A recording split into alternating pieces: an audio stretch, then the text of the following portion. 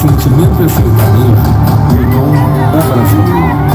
Desde menino, nosso pai nos deu uma missão: cantar desse mundo afora e também ser violeiro.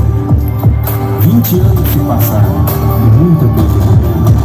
Mas com muita fé em Deus e a viola no peito, nossa essência não muda jamais. Sempre respeitando o sertão, porque tudo que precisamos é da roça que sai.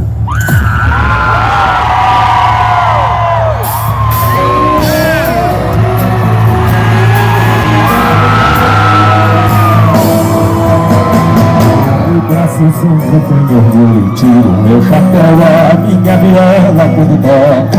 Isso que serve isso capricho das caradas, primeiro das tocadas, potência agrícola, e na pecuária todo a lista.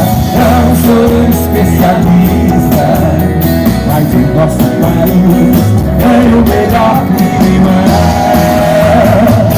É da roça que sai tudo que a gente põe a levar da nossa casa, até o puro malte da cerveja gelada.